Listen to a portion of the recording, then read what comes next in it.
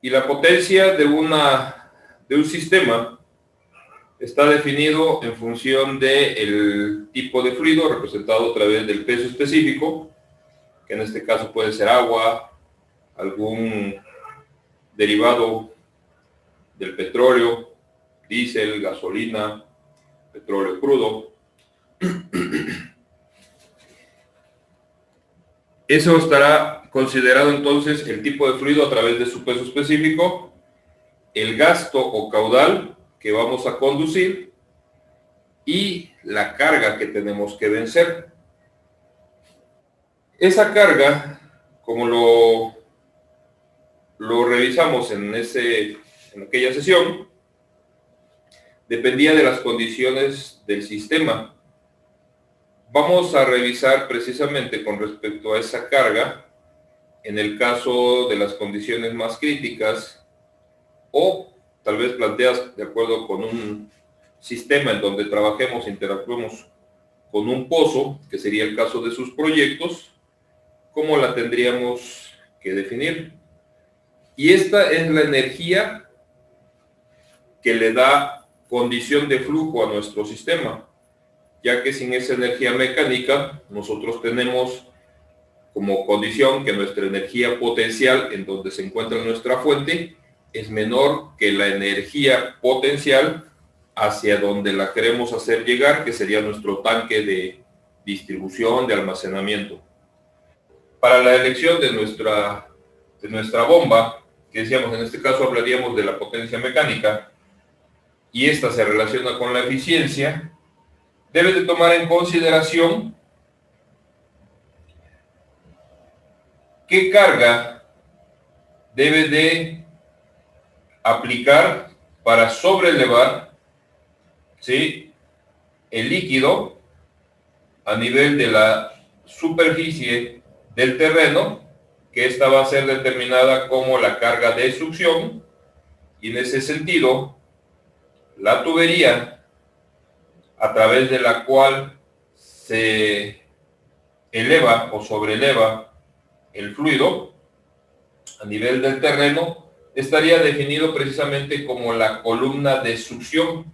Y es una columna de succión porque en esta el efecto de la presión que se debe generar es negativa, ¿sí?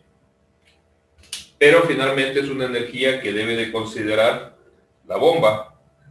Esta carga la tendremos que aplicar como elemento de cálculo de nuestra bomba, así como también la energía necesaria para vencer el desnivel topográfico o físico, y ese desnivel topográfico o físico contemplará inclusive las características de nuestro elemento o estructura de almacenamiento o distribución, que sería nuestro tanque, definida entonces como carga topográfica o física. Tendrá que ser adicionada a nuestra carga de succión, y planteábamos que una vez que el fluido se encuentra ya en la tubería, ahora deberá de empezar a circular a través de nuestra línea de conducción, y esa circulación, desde el momento en el que empieza a transitar, ya empieza también a disiparse energía, consecuencia de la interacción del líquido con el tipo de tubería, lo que nos genera las pérdidas de energía. Estos tres elementos, que sería la carga de succión, la carga topográfica hasta llegar al nivel del tanque y la compensación de la energía que va a ser disipada a lo largo de la conducción, va a ser denominado como la carga dinámica total, que sería nuestra delta H, con la que trabajaríamos la bomba, ¿sí? Esa delta H entonces es la que vamos a aplicar en lo referente a la ecuación de la potencia que describimos la clase pasada. Bien, planteando esto, pensemos que precisamente el sistema opera mientras la bomba esté en funcionamiento. Es decir, mientras el equipo esté operando, yo puedo establecer que el flujo se va a dar de este punto en donde tengo localizado mi implementación mecánica hacia el punto de suministro, ¿sí? Pero este es un elemento mecánico que depende también del suministro de energía eléctrica. ¿Qué ocurre si llega a haber una falla en ese suministro de energía eléctrica? Que no es algo que no pueda darse, ¿no? No es un escenario que no sea factible que ocurra en la realidad. Si hay una falla de suministro de energía eléctrica, inclusive una falla mecánica, al ser un elemento que funciona a través de un arreglo de piezas, cualquier situación puede ocurrir y fallar mi bomba. ¿Qué ocurriría con toda esta masa de fluido que está viajando hacia nuestro elemento de almacenamiento o distribución? ¿Qué ocurriría con esa masa de fluido? Si nuestra bomba falla, ya sea por una situación mecánica o falta de suministro de energía eléctrica, que es lo que hace que opere, toda esta masa de fluido reconoce que el punto de energía menor se encuentra en este punto, ¿sí? Recordemos, el flujo se da de puntos de energía mayor a puntos de energía menor, ¿sí? Y en ese sentido es que se da el flujo.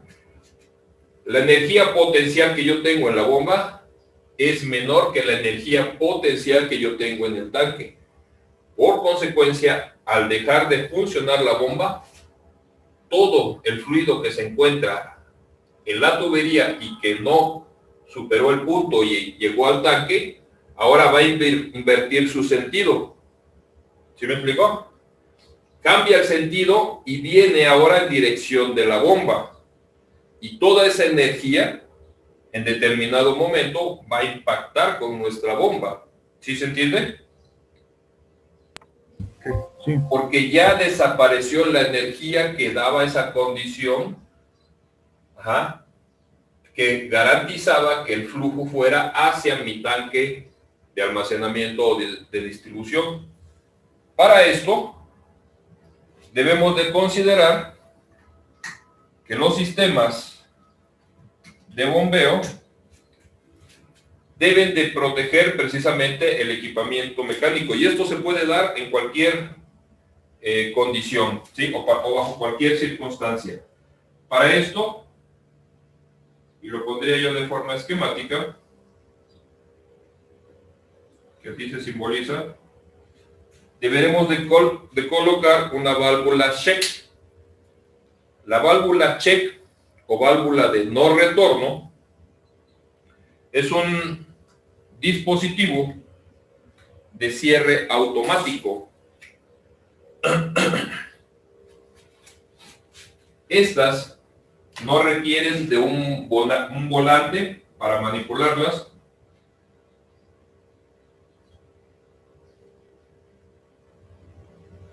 Ustedes las van a poder identificar, ya que no consideran un volante, maneral, llámenlo así.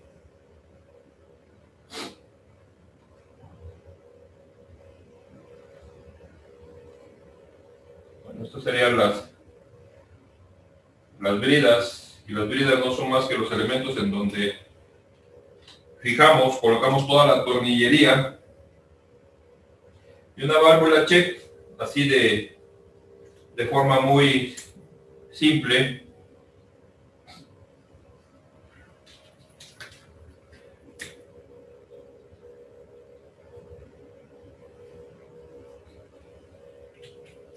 consideren que no es más que un elemento en donde tenemos colocado con un eje, lo voy a hacer de una forma muy básica, ¿no?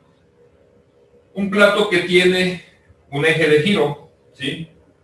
Si el flujo se está dando con la energía a través de la bomba, este plato lo único que hace es girar, ¿no? Voy a poner así.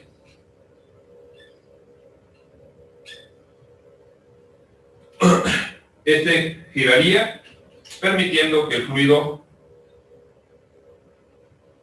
pase a través del sistema. Este es el punto en donde tengo la energía mecánica. Si este en determinado momento deja de existir, la tendencia sería entonces que toda esta masa de fluido invierta su sentido de flujo y ahora venga hacia el equipo. En ese momento, al recibir, este desaparece, ya no tengo energía de impulsión. ¿Qué debo de evitar? Que esa masa de fluido llegue hasta mi bomba y la dañe en un determinado momento. Puede ser mucha energía, ¿sí? Al invertirse el sentido del flujo, este plato, en lugar de girar totalmente, tendría que haber algo que evite ese retorno, ¿sí? Esto lo estoy haciendo esquemático, ¿no? Ahora el fluido, lo que va a ocasionar es que el plato se gire, y al momento en el que se gira, el cierre se dará de forma brusca o instantánea.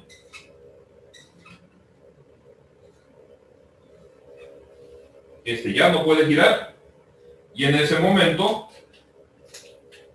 ¿qué sucede en el extremo inmediato? Aguas arriba, en donde se daba el flujo. ¿Qué sucede con esta zona básicamente con la tubería que tenemos en esta zona? Después, tomando en consideración el sentido del flujo, después de nuestra válvula check, ¿qué va a suceder ahí? ¿Qué se entiende que sucedería en el momento en el que la válvula se cierre de manera brusca, con toda esa energía acumulada? ¿Un golpe de ariete? Es el fenómeno de golpe de ariete, que no es más que un efecto de sobrepresión en la tubería. Este efecto debe de ser analizado. Todo lo que está en el sentido del flujo antes de la tubería ya está protegido, ya está aislado de ese fenómeno. Quien recibe ese efecto es en sí la tubería. ¿Sí se entiende?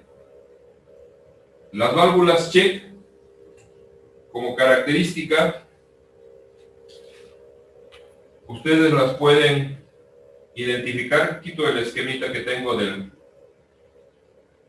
plato al interior. Pero las válvulas check tienen en su estructura una flecha en donde se indica precisamente el sentido en el que deben de ser instaladas. Estas flechas deben de ser respetadas.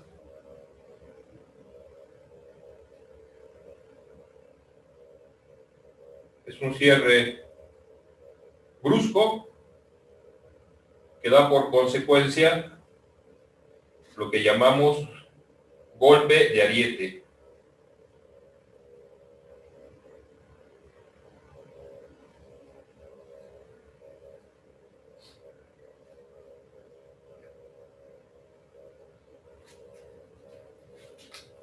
Y el golpe de ariete entonces no es más que un efecto de sobrepresión súbito, ¿sí? Que la tubería deberá de tener capacidad de soportar, al igual que nuestra válvula. Yo no elijo la válvula con la capacidad para esa sobrepresión. Pensemos en que la tubería está con la clase o la presión de trabajo necesaria para soportarlo, y meto una válvula que tiene poco rango de presión de trabajo, lo que va a fallar va a ser la válvula y esta va a volar. Es precisamente esto lo que me interesa que revisemos. La elección de nuestra tubería tendría que considerar, queda descartado ya la parte de la succión. La carga de succión es un elemento que debe de entrar en el escenario del análisis de la bomba. Pero cuando se da el fenómeno de golpe de ariete, toda esta zona ya queda aislada. La tubería deberá de considerar la carga topográfica, las pérdidas y el efecto de sobrepresión generado por el golpe de ariete. Vamos a revisar las fases que constituyen precisamente este golpe de ariete. Y en este caso, para justificar con el esquema, tengo una tubería por la cual está circulando un fluido, ¿sí?, en cuyo caso las condiciones críticas se dan si este es líquido, porque recordemos una de las características o de las propiedades que tienen los líquidos, que es la compresibilidad, y la compresibilidad referida como la capacidad de variación del volumen al estar sometidos a los efectos de la presión. En los líquidos es tan pequeña esa variación de presión que los consideramos incompresibles, no así en el caso de los gases. Un gas, en el momento en el que esto se presentara un cierre súbito de una válvula, el gas posiblemente absorbería todo ese efecto de sobrepresión sin que trabajara o se forzara nuestra tubería. Hablamos entonces de que este sería un líquido con condiciones de un fluido, vamos a llamarlo ideal, que esa idealización generaría que no tengo pérdidas de energía, ¿sí? Por eso se ve la línea de energía horizontal. Considero entonces un fluido ideal, situación que hace que no tenga resistencia al movimiento, no así el efecto de la compresibilidad. Este se encuentra en flujo hacia la derecha, en donde tenemos instalada una válvula check o válvula de no retorno. Y por alguna circunstancia, ¿sí?, vamos a tener un cierre brusco. ¿Qué ocurre en el momento en el que se da este cierre brusco? Las partículas que se encuentran de este fluido en tránsito inmediatas, ubicadas de forma inmediata a nuestra válvula, ¿sí?, identifican ese cierre y toda esta masa de fluido que se encuentra en flujo va a generar un efecto de sobrepresión en la tubería, lo que generaría entonces una variación del diámetro. Esta variación de diámetro es la que debemos de analizar para efecto que la clase de la tubería tenga capacidad para soportarla. Esa presión va a hacer entonces que el diámetro se incremente, nuestro nivel de energía cambia, ya no mantiene la horizontal, voy a tener un incremento de presión y es una onda que viene viajando en el sentido hacia la fuente, que podríamos, de la fuente de suministro de fluido, que podría ser en este caso un tanque de almacenamiento, ¿sí? Estamos descartando que esto se esté dando por una situación de un equipamiento mecánico, ya que lo que queremos visualizar son los efectos sobre la tubería. Esta onda va a empezar a viajar entonces y va a generar que nuestra tubería se deforme, consecuencia de la sobrepresión, y en este instante este flujo que venía en viaje hacia la válvula, que fue la que ocasionó el fenómeno, toda esa masa de fluido se va a quedar estática, pero generando una sobrepresión en nuestro sistema de conducción.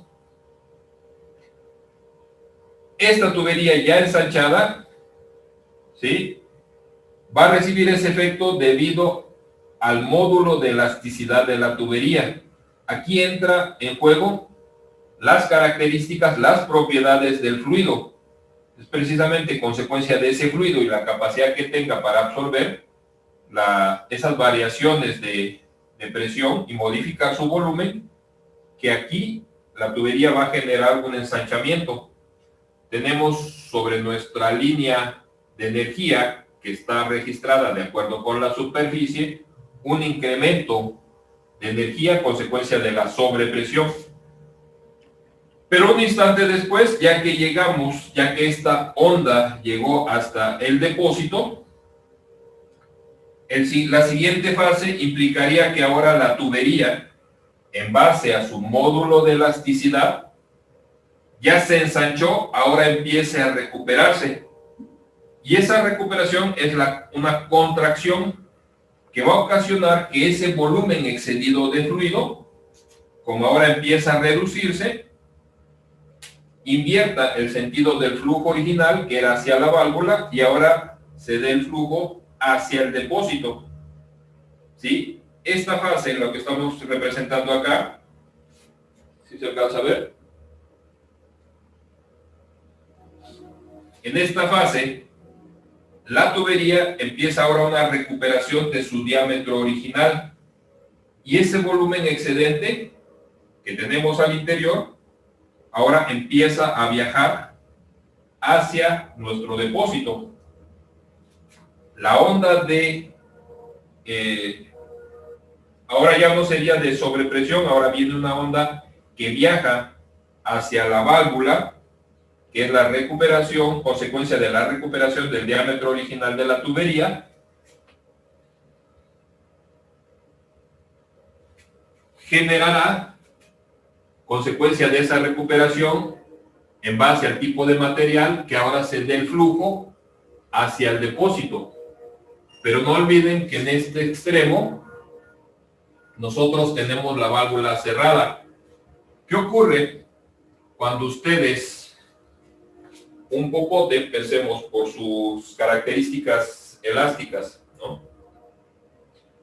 Tapan el popote de un extremo y aplican una succión, porque en este caso ahora tengo, en lugar de empujar, de generar presión, ¿sí? Invierten el sentido del flujo, es decir, hacen un flujo hacia su boca, teniendo obstruido el extremo opuesto del popote. ¿Qué ocurre con el popote al momento en el que ustedes succionan y lo tienen obstruido del otro extremo? Se contrae.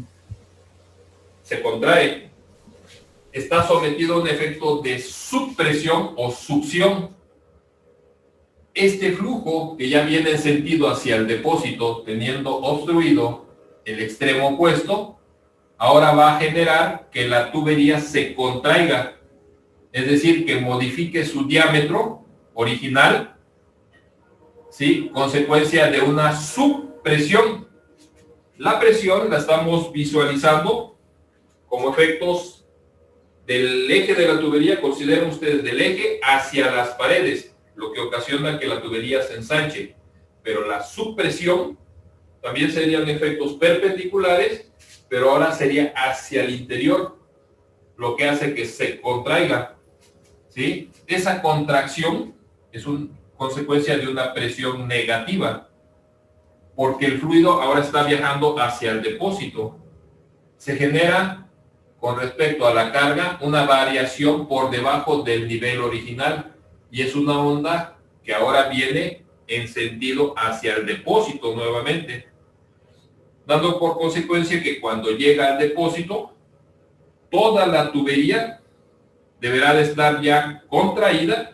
En este momento la condición de velocidad se suspende, ya no hay flujo, ¿sí?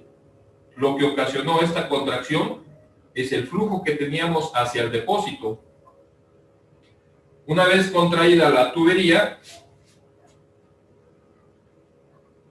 ahora lo que tendríamos es nuevamente la recuperación, consecuencia del módulo de elasticidad del material.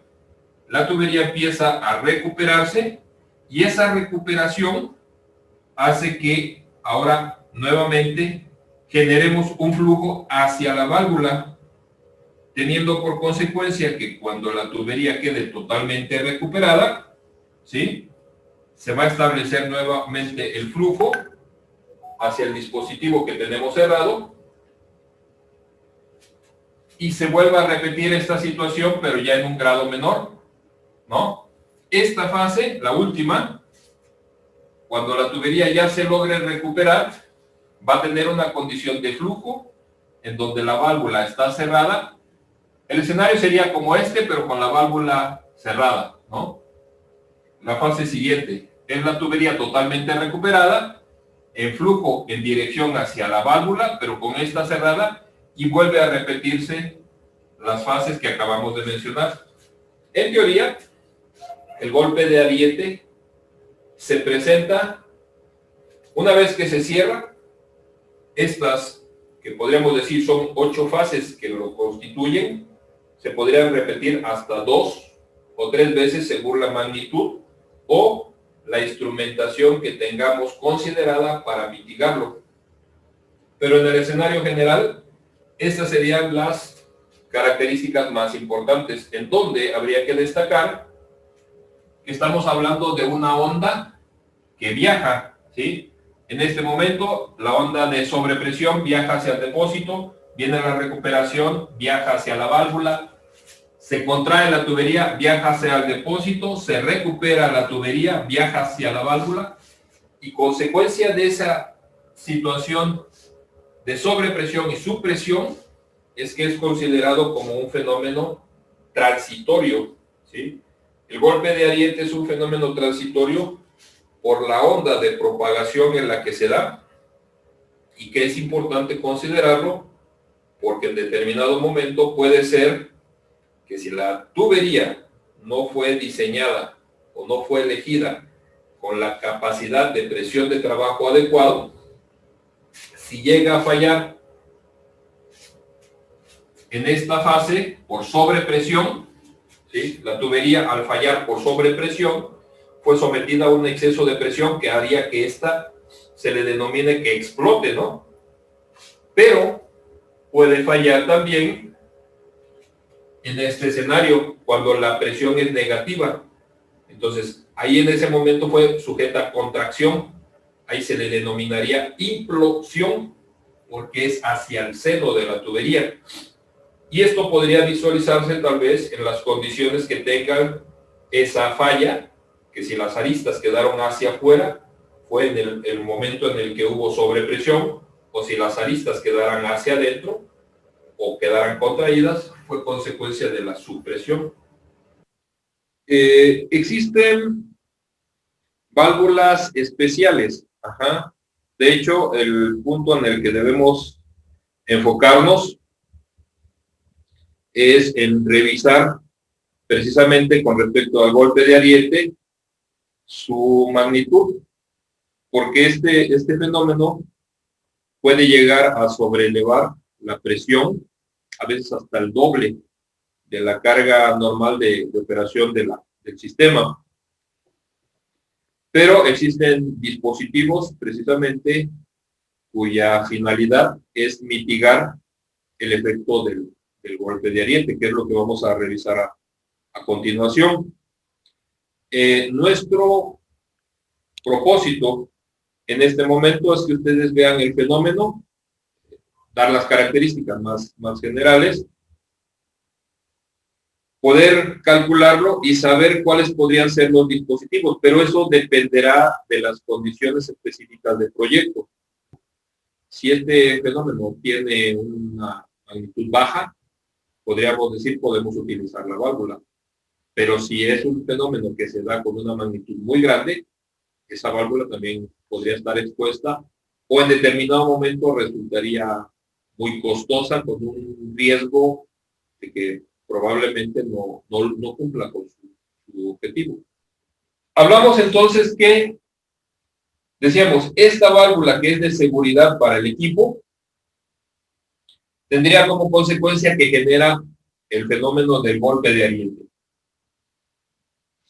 Este golpe de ariete, de entrada, la tubería debe de tener la capacidad para poder soportar esta sobrepresión que ya revisamos hace un momento se puede generar, pero también es importante que no quede, dependiendo en relación a la magnitud de ese fenómeno, no quede totalmente en una situación de que sea la tubería quien resista ese fenómeno, porque al ser una situación de someter a un sobreesfuerzo a esta tubería, pensemos cuántas veces tendrá capacidad la tubería de recibir de soportar ese efecto.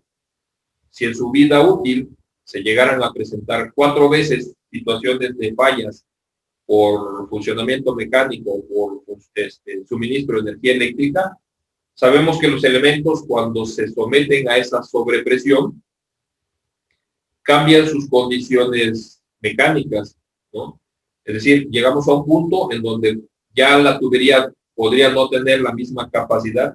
Cada vez que se da el fenómeno, la tubería se va a someter y no recupera en su totalidad las condiciones originales. Esto implica entonces que tomemos en consideración alguna implementación que nos mitigue el efecto del golpe de ariete. Y en ese sentido, pensemos entonces cuáles podrían ser esas opciones para mitigación del golpe de ariete. Y les pondría yo aquí un escenario hipotético, ¿no? ¿Qué ocurriría? Bueno, ese es el punto en donde tengo la tubería. Si esta conexión, si esta tubería, dependiendo de las características topográficas, tengo la disponibilidad de espacio y quiero visualizar precisamente ese fenómeno del golpe de ariete en la cuestión de la sobrepresión. Y conecto, hago un bypass y coloco, quiero hacer una conexión, ¿sí?, en donde la tubería viaja, pero aquí voy a colocar algo que pueda ser semejante a un piezómetro, ¿sí?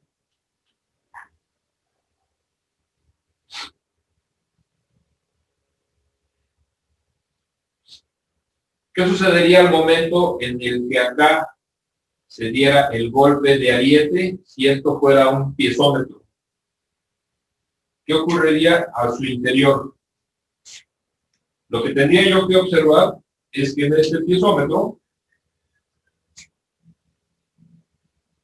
el nivel del agua tendría que subir hasta el punto. Esta es la línea piezométrica en operación normal.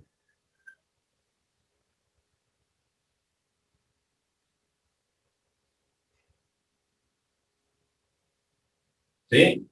Que es la que está generando la bomba al momento en el que succiona, vence el desnivel topográfico, compensa las pérdidas, y esta es la condición que tenemos de la línea piezométrica en operación normal. Al momento de darse el cierre, ¿sí?, esa condición de sobrepresión haría que la línea piezométrica baje, consecuencia de que ya no tengo energía, se invierte, punto de energía mayor, punto de energía menor, ¿sí? Y no es que esté jalando el agua del depósito, sino que es toda el fluido que quedó retenido en la tubería que va a viajar, ¿sí? En ese momento, la línea piezométrica baja al nivel de la bomba, pero al cerrarse la válvula, esto avienta el punto de energía a un punto que haría, vamos a describirlo así, ¿no? Estas condiciones es porque la onda va a viajar y va a regresar según las fases que revisábamos.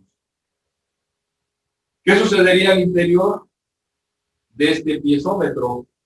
El piezómetro empezaría a generar, de acuerdo con la onda, ¿verdad?, a su interior, en su interior, esta columna de fluido empezaría a presentar una oscilación.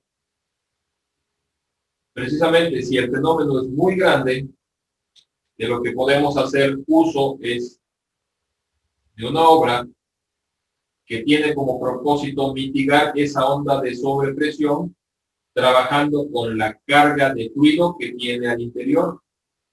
Y se construye entonces una torre, que no es más que un tubo, puede ser un tubo, en cuyo interior tenemos retenido un fluido, que en lugar de que permita que la onda se vaya en su totalidad hacia la línea, hacia la tubería, ¿sí? Con esta zona, al estar conectado en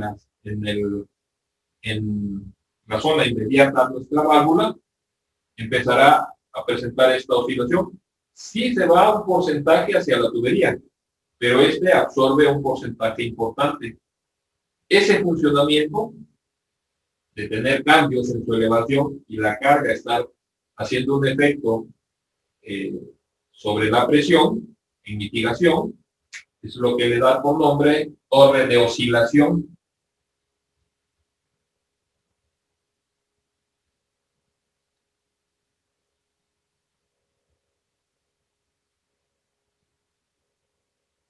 Las torres de oscilación son estructuras que nosotros podemos emplear para mitigar el fenómeno del golpe de ariete.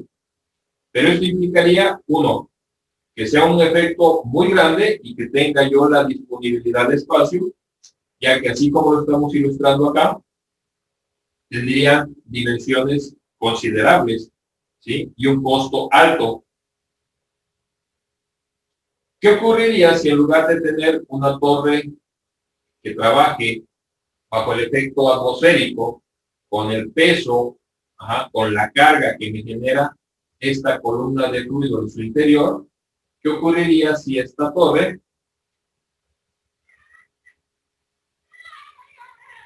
en lugar de mantenerla como la tenemos en este momento, consecuencia de que no tengo el espacio suficiente,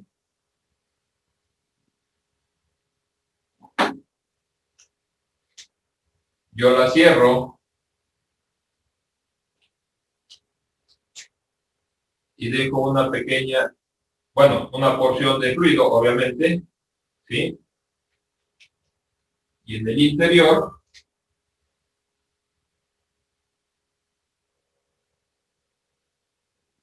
dejo un gas, que el gas por su naturaleza es altamente compresible, ¿verdad?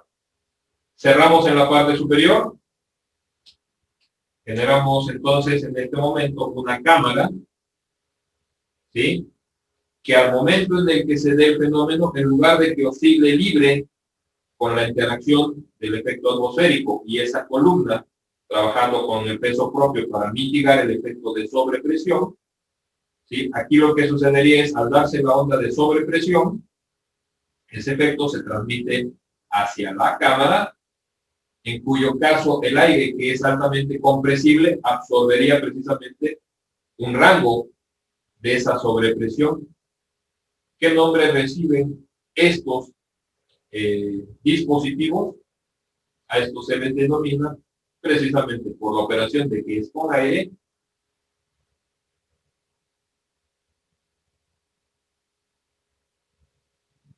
cámaras de aire, ¿sí? Y una cámara de aire tiene dimensiones más pequeñas. ¿De qué se construyen? Estas podrían ser construidas de tubos de acero. Recuerdan que en el caso de las tuberías, nosotros pudimos observar, de acuerdo con el manual, que estas tienen rangos de presión muy altos, ¿no? Si recuerdan que con el espesor mínimo teníamos a veces hasta 3, 4 veces el valor de la presión de una tubería de asbesto cemento, ya no se diga en una tubería plástica, PVC o PAP, ¿verdad? Precisamente las tuberías podrían ser elementos con los cuales se construyeran esas cámaras de aire, y en lugar de tener una, podría tener tal vez una batería o un conjunto de cámaras que pudieran mitigar ese efecto. Segundo dispositivo son precisamente las cámaras de aire. El primero, dijimos, eran las torres de oscilación. Segundo, las cámaras de aire.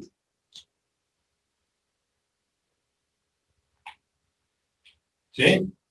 Pero a veces no son necesarias ni la torre de oscilación, que sería en el caso más crítico, ni las cámaras de aire, sino que existen dispositivos necesarios para el correcto funcionamiento de nuestras líneas de conducción. Creo ya habíamos hablado un poco de ellas, y si no, en este momento las consideraríamos. Existen dispositivos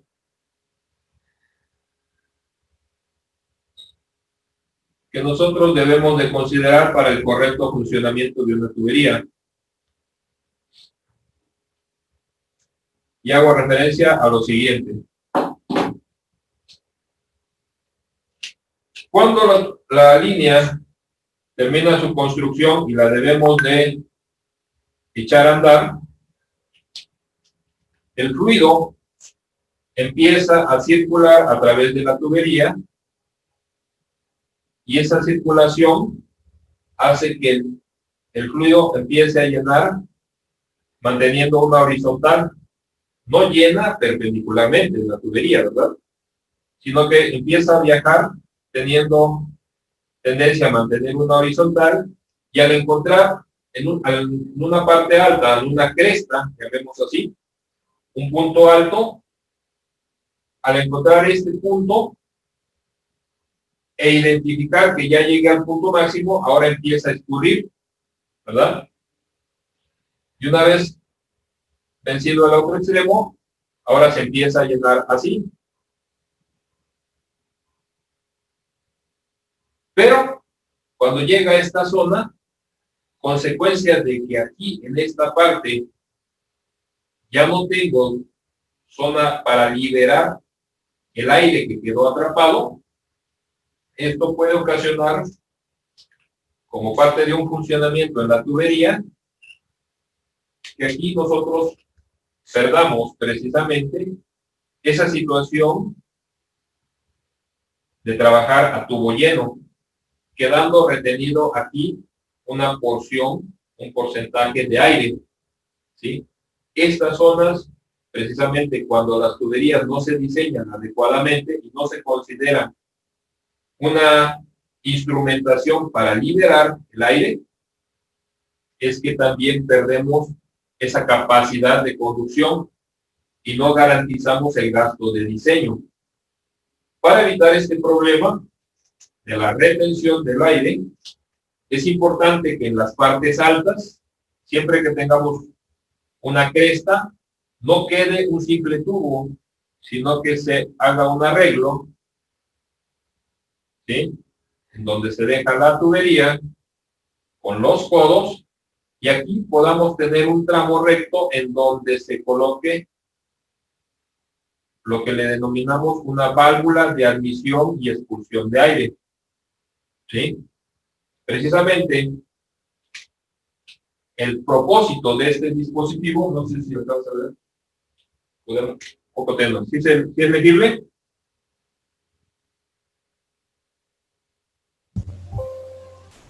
Sí.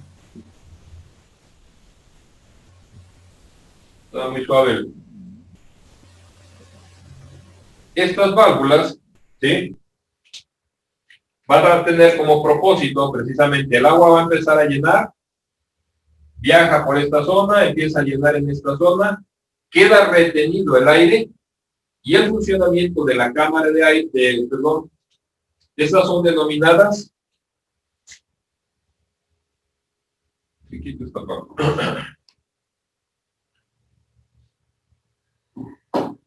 son denominadas válvulas de admisión y expulsión de aire.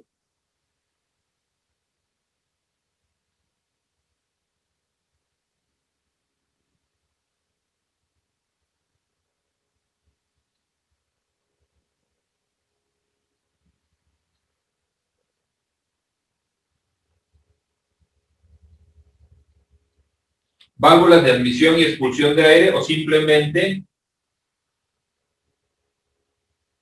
VAEA, válvula de admisión y expulsión de aire, ¿sí? Esta válvula tendría precisamente el objetivo de liberar esta cantidad de fluido gas que quedó retenido. Y la forma más simple de identificar cómo es una válvula de admisión de aire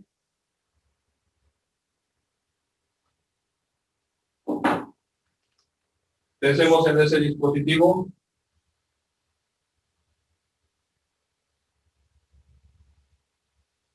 con estas características. Ajá.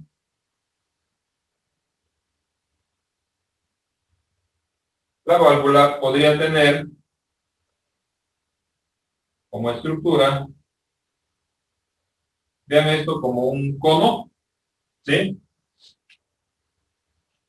En cuyo interior nosotros tenemos, hagan de cuenta que este es un balín, ¿verdad?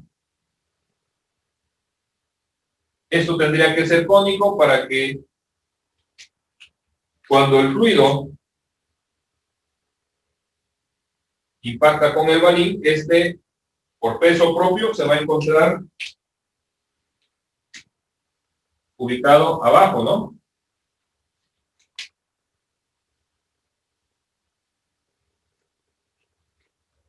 Este balín, por su peso, tiende a depositarse en el fondo. Tenemos un fluido, que en este caso es el aire, ¿sí? Empieza a llenar la tubería, empieza a empujar al aire. ¿Y qué haría el aire en relación con el balín? Lo desequilibra y este, siendo un gas, la zona más ligera de fuga le permite escapar, ¿correcto? El gas podría escapar, pero si la tubería empieza a llenar, el gas empieza a liberarse. Al llegar a este punto, el efecto ya no es de un simple empuje, sino que ya se convierte en una fuerza, consecuencia de que el fluido genera ya un empuje considerable sobre este elemento y lo va a presionar de tal forma que el balín ya no quedaría en el fondo, sino que recibe una fuerza de empuje que hace que se localice en la parte superior. Decía yo que este tenía que ser cónico para que coincidiera, ¿no? Y en el momento en el que esto empuja, ¿sí? El balín obstruye la salida, quedando entonces en oportunidad de que el sistema quede presurizado, perdón. Y una vez que llega el líquido, ¿sí? Una porción muy poco significativa en la que se alcanza a ver que sale por la válvula, que es la cantidad de fluido, hasta que el empuje genera la obstrucción. Son válvulas de cierre automático. Se deben de colocar, se simbolizan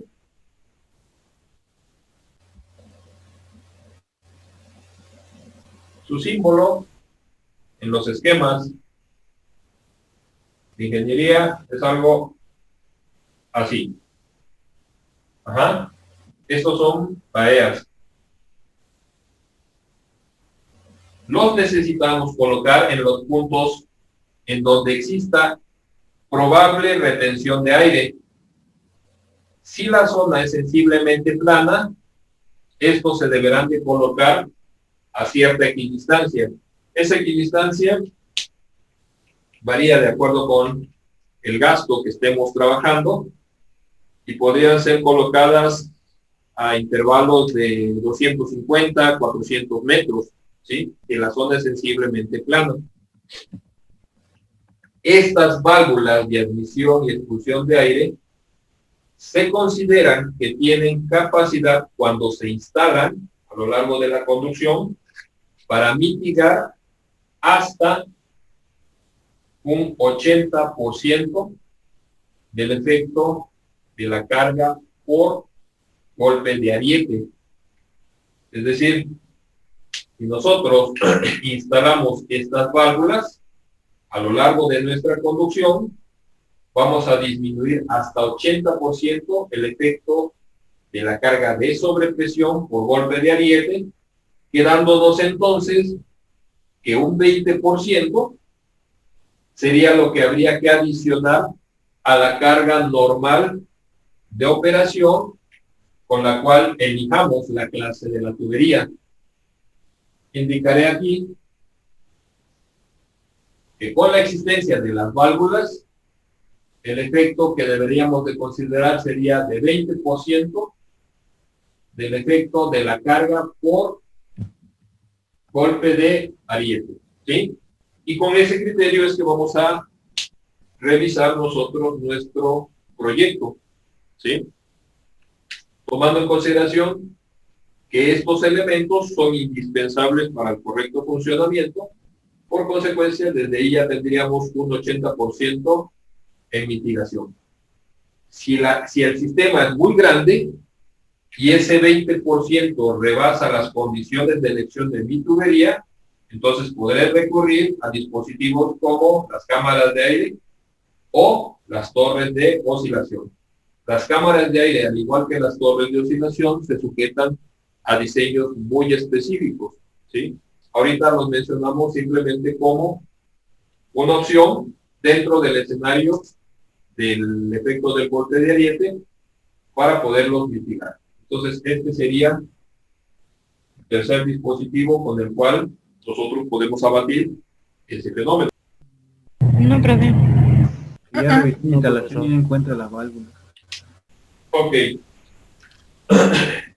Comparto esta imagen y ¿qué es lo que nos está haciendo falta entonces considerar? La expresión con la cual vamos a calcular precisamente el golpe de ariete. Y el golpe de ariete, la expresión con la cual se analiza esa altura por efecto del golpe de ariete,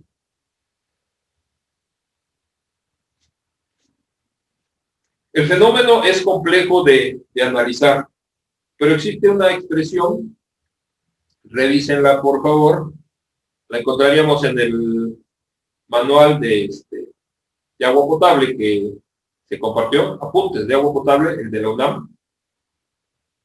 Ahí viene referida. La carga por golpe de ariete es la fórmula más común empleada, la fórmula de Foucault, que establece que esta carga por golpe de ariete equivale a 145 veces el valor de la velocidad media del flujo dividido entre la raíz de 1 más la relación del módulo de elasticidad del agua, ¿sí?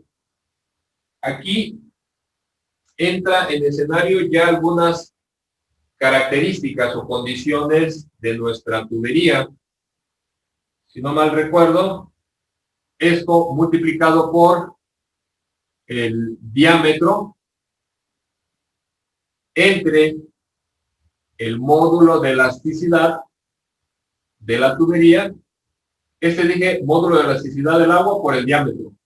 Esto entre el módulo de elasticidad de la tubería multiplicado por el espesor. Recuerdan que en el caso, esto lo revisamos, en el caso de la tubería de asbesto cemento, ¿quién me representa el espesor de acuerdo con Meixalit? ¿Qué parámetro era?